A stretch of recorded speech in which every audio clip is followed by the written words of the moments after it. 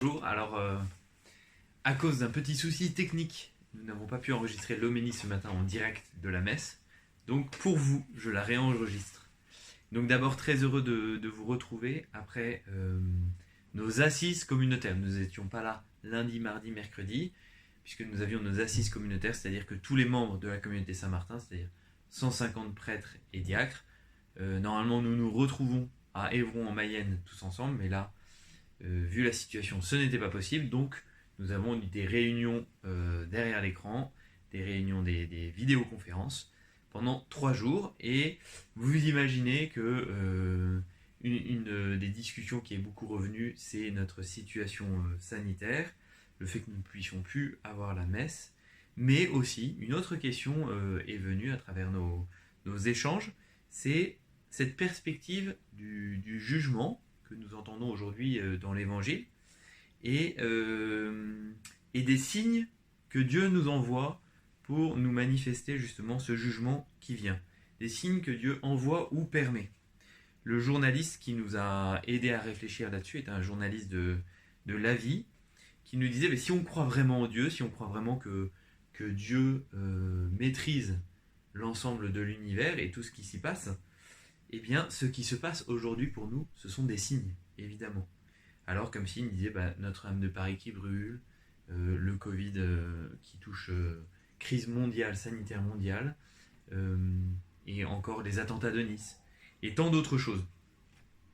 Nous avons donc des signes qui nous sont donnés par Dieu, et il nous faut, comme à chaque époque, les interpréter. Comme dans l'Ancien Testament, des signes étaient envoyés, et des interprètes, les prophètes, nous aider à savoir ce que Dieu voulait nous dire à travers ces signes. De même aujourd'hui, nous devons nous poser la question, mais que signifient ces signes pour nous?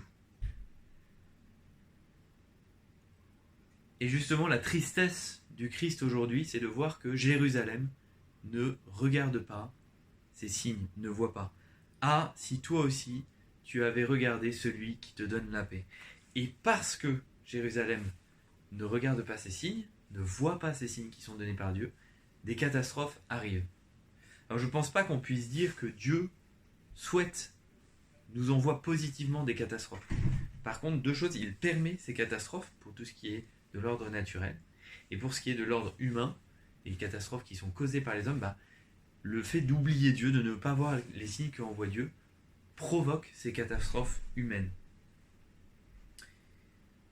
Alors aujourd'hui, des signes nous sont donnés. Nous sommes entourés de signes mondiaux, nationaux aussi, des signes dans notre foi, des signes pour toute l'humanité.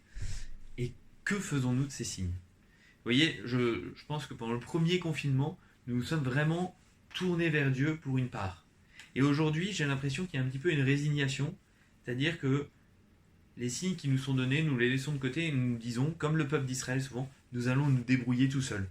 Nous allons trouver la solution par nous-mêmes. Et nous ne crions plus vers Dieu. Nous ne demandons plus à Dieu de nous dire, mais pourquoi cela nous arrive? Alors, peut-être une question avec laquelle nous pouvons repartir aujourd'hui, c'est cette question. Pourquoi, Seigneur, de nous retourner vers le Seigneur, de le supplier à nouveau, de dire, mais Seigneur, pourquoi cela nous arrive? Et ainsi, nous serons des veilleurs, comme il nous le demande, d'être des veilleurs qui attendent le jugement, qui ne sont pas surpris par le jugement. Nous serons des veilleurs et nous serons aussi capables de voir les prophètes qui sont capables d'interpréter ces signes et de nous dire ce que le Seigneur a à nous dire à travers tous ces événements. Amen.